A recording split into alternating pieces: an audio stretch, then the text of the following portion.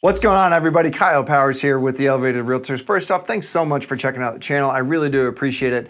I get this question all the time that, what do you do to set up for open houses? You've done so many. Why do you keep doing them? I get all kinds of questions about that. So today, we're going to cover how you set up for an open house and how I would recommend doing it as well. Right off the bat, we're going to start with open house signs, open house flags, and your whatever you're going to use to let people log in or let people sign in to your open house. Because here's the thing: if they come through that open house and you don't capture their information, it's pointless. Why are you even there? Why are you wasting your time at that point in time? So have your open house signs, okay? And I'm not joking. I literally have open house signs like this, self-branded, branded to myself and my company. And what I do with that is I actually go in and I go nuts with these signs.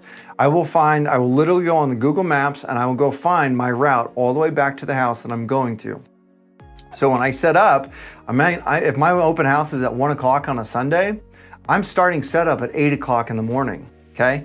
You're gonna pull people all the way back and you're gonna put in on your main drive, you're gonna put about 10 signs on one side and you go to the other side, 10 signs on the other, all of them pointing one direction, okay? You're going to get a lot of interest and a lot of activity when you start doing stuff like this. Now, then once you turn them, you start driving, okay? Drop them another sign, go about 100 feet, 50 feet, whatever you feel like it needs to, or a turn.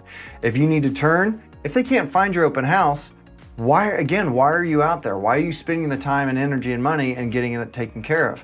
So make sure you can go all the way back. And the other part of why you set up early is because you want to actually go in and say, okay, I'm going to set up early, and then on my way back, when I go home and change and do what I need to, I can follow these signs and make sure that they are putting on your buyer hat, making sure you can actually follow them and get back there. Next thing you're going to do is actually setting up at the actual house.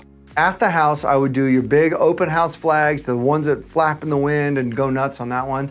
And I put another 10 signs or so right in front of the house, just to kind of be ready for that piece of it. The next thing you're doing when you get inside the house, okay? When you get inside the house, what you want to do right when you walk in the door, maybe they've got a table there. Maybe they've got a spot for it, which is fine. Use that if it's right inside the door.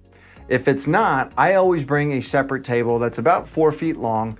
2 feet by 4 feet is all you really need, or even 3 by 4, whatever it is, whatever you've got. Take that, make sure it's a nice looking table. If you need to put a tablecloth on that, do that.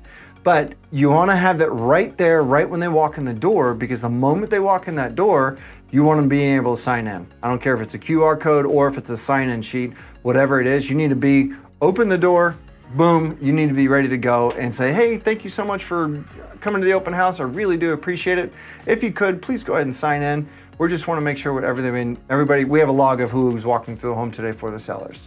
On that table, you're going to have your detail of the house. You're going to have the price, the bedrooms, the count, everything, whatever it is. You can go nuts and create a Canva open house flyer, whatever you want to on that part of it. But I will also tell you that's not as big of a deal. You can literally go to the MLS, print the client view, and just boom, it's ready to go. So have about 15. I always put about 15 out. Then I always have my buyer commitment form, which again, if you have questions on that one, or if you want me to send you some of this information, go and put a comment below and I'd love to get you that information. I can give you the editable versions, get you taken care of on that end of it. So I always have the buyer commitments, the seller prep your home forms. And then I also have business cards and just a little bit more information about myself. Because again, they're here to look at the house, but you need to be there to be ready to sell them or help them finding a house, whether it's the house they're in or whether it's another house if they're unrepresented. Big one that I've found over the years of doing these open houses and doing that stuff is make sure you have a sign on the front door that says, welcome, please sign in as soon as you come in. That's gonna already prep them, be ready to go for that side of it. So making sure that you have that ready to go there on the outside. The other part that if it's a vacant home, which I've done a lot of open houses on vacant homes, always bring a chair, whether it's a bag chair or a folding chair. Bring a chair because you want to make sure that that chair is there because you don't want to be standing all day or sitting on the ground. Because here's the thing, when you get to that point of it, you're gonna get tired when you're doing a 3-hour open house. I would bring a charger, I would bring extra pens, I would bring clipboards, I would bring whatever it is that you think may be there. I've also had a lot of people bring in waters. I brought in cookies before. You can go nuts with all that stuff. Not a necessity by any means, but I definitely would say that looking at that stuff would be something to pay attention to.